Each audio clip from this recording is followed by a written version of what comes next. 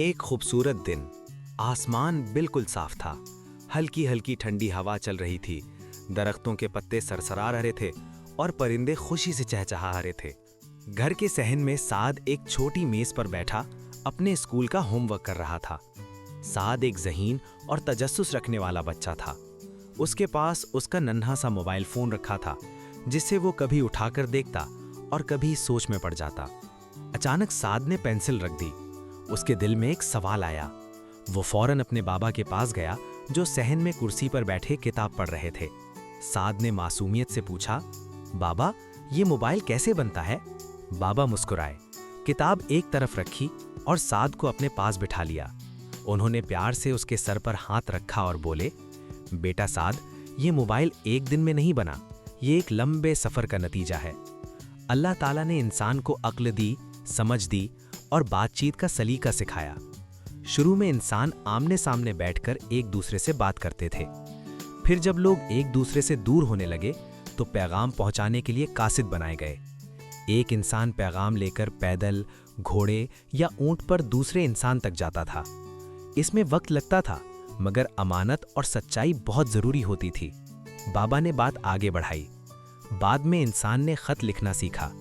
कागज़ पर दिल की बात लिखकर डाक के जरिए भेजी जाने लगी। फिर अल्लाह की दी हुई हिकमत से इंसान ने कबूतरों को भी पैगाम पहुंचाने के लिए इस्तेमाल किया। साद ने हैरानी से पूछा, बाबा, कबूतर भी पैगाम ले जाते थे?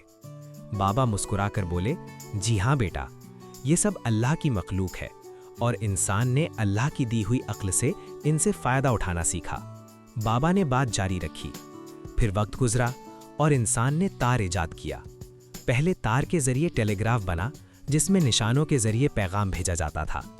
इसके कुछ अरसे बाद 1876 में अलेक्जेंडर ग्राहम बेल नामी एक साइंसदान और आवाज़ के माहिर ने टेलीफोन ईजाद किया।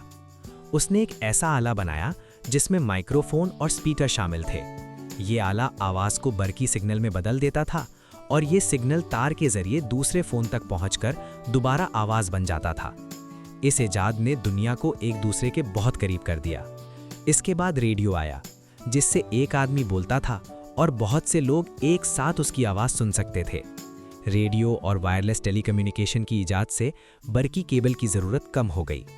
अब सिग्नल्स हवा के जरिए मुंतकिल होने लगे।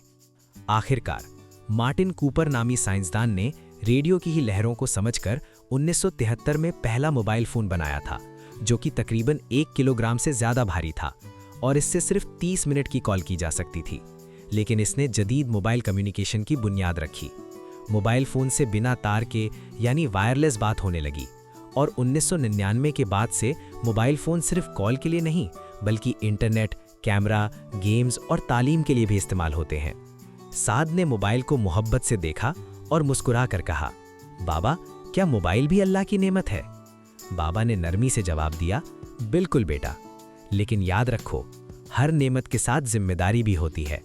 मोबाइल को इल्म हासिल करने, अच्छे कामों और सच बोलने के लिए इस्तेमाल करना चाहिए, ना कि वक्त ज़ाया करने के लिए।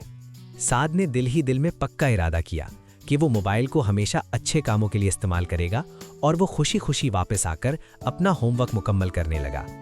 ये है साद स्टोरी स्टूडियो। अगर आपको आज की कहानी पसंद आई हो तो लाइक करें, सब्सक्राइब करें और बेल आइकन दबाएं। अपनी पसंदीदा कहानी सुनने के लिए कमेंट जरूर कीजिए।